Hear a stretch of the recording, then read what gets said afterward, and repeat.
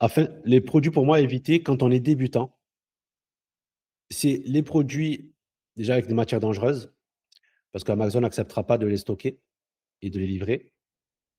Les produits de type électronique, tout ce qui est électronique, etc. Parce qu'il y a pas mal de. Déjà, il y a une fiche ASMAT à remplir. Donc, il y a des caractéristiques et des certifications. Il faut bien vérifier que le fournisseur a toutes les certifications.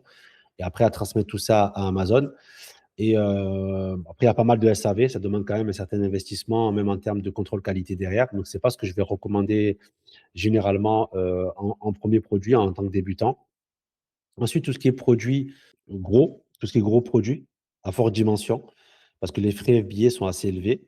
Ensuite, les produits, tout ce qui est produit santé, bah, tout ce qui est esthétique, tout ce qui touche en fait à la peau et tout ce qui est santé, il y a beaucoup de certifications et de normes à avoir en France.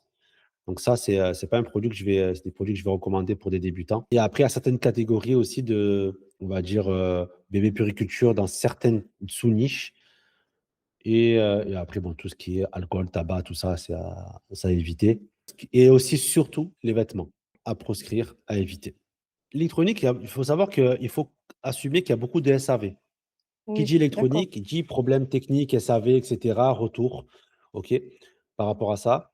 Et après, il y a beaucoup de certifications, de normes à avoir. C'est-à-dire qu'il va falloir quand même sélectionner des bons fournisseurs avec les bonnes certifications mises à jour pour éviter des mauvaises surprises de blocage en douane et surtout aussi de transmettre les documents à Amazon, parce qu'Amazon va vous demander des documents.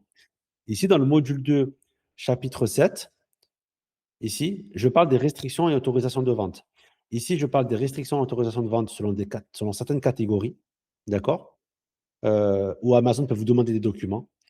Et ici, des produits ASMAT, c'est tout ce qui concerne Oui, piles, d'accord. batteries, matières dangereuses. Il y a une procédure à faire aussi avec Amazon. Donc là, je vous en parle aussi dans la vidéo. D'accord? Ils vont vous demander des caractéristiques précises par rapport. Mais ça, normalement, le fournisseur doit vous transmettre tout ça.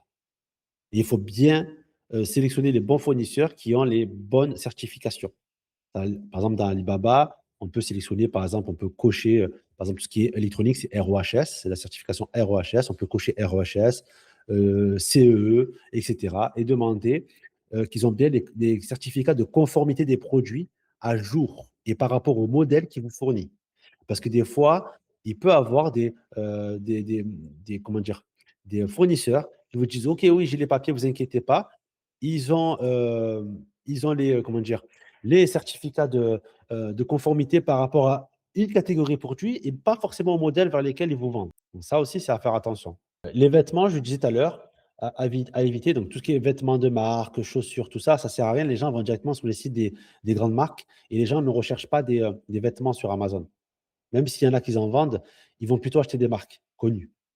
En revanche, les habits, par exemple, tout ce qui est habits de travail, équipement de travail, ça, c'est recherché sur Amazon.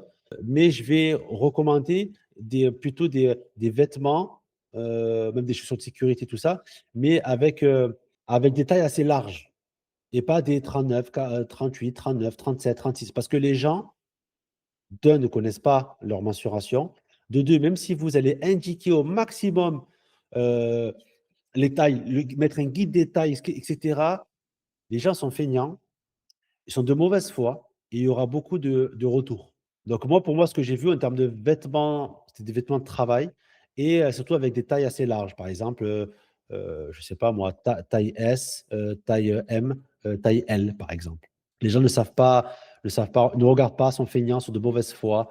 Ils se sous-estiment ou ils se surestiment. Donc, c'est assez compliqué. Il va falloir avoir les reins solides pour pouvoir assumer. Mm. Et aussi tout ce qui est alimentation. En fait, tout ce qui touche, d'un côté, c'est bien aussi en France et en Europe que ce soit quand même normé pour protéger le client. Tout ce qui touche à la peau, à tout ce qu'on avale, c'est soumis à des réglementations en France. Et c'est pour ça que je dis, il vaut mieux aller sur la catégorie de produits vers lesquels on connaît. Moi, j'en connais qui se lancent dans tout ce qui est épicerie. Pourquoi? Parce que c'est leur métier. Tout ce qui est complément alimentaire, tout ce qui est cosmétique. Pourquoi? Parce que c'est leur métier. Donc, ils savent quoi faire, ils savent les laboratoires aller voir, ils savent quoi mettre dans la composition. C'est leur métier. Mais quand on est novice et qu'on veut se lancer dans ce type de produit, pour moi, c'est à éviter. Vaut mieux aller sur des produits qui sont petits de taille pour éviter d'avoir beaucoup de frais FBA. Après, des fois, c'est bien aussi d'aller sur des produits qui sont, qui sont volumineux parce que ça fait une barrière à l'entrée et tout le monde ne peut pas aller. Mais après, il faut avoir le le capital nécessaire pour pouvoir investir dans des produits comme ça. Parce que qui dit produit volumineux, qui dit, prix de Oui, transport même assez pour élevé, les frais après de il faut transport. bah, tu penses que c'est basique, mais pour commercialiser le produit, c'est pas basique, hein. Vé je reprends toujours le même exemple, hein. Oui, ROHS, UKCA, FC, ouais, c'est CE, vrai que ça demande beaucoup de normes. tu vois? Voilà, ça demande des normes. Alors, c'est bien beau de mettre ça sur le packaging, mais derrière, il faut avoir les documents nécessaires par rapport au modèle, et cetera. Et justement, ici, dans la formation, je te montre. Ici, je te parle de se conformer au règlement relatif à la sécurité des produits, donc la RSGP qui est mise en vigueur depuis décembre 2024, où là, je te montre une étude de cas, je te montre des packaging, je te montre même des certificats, même des produits que j'avais déjà fait moi auparavant, et je mets en garde par rapport à ça. Et ça te permet d'avoir tous les éléments nécessaires pour pouvoir après commercialiser tes produits.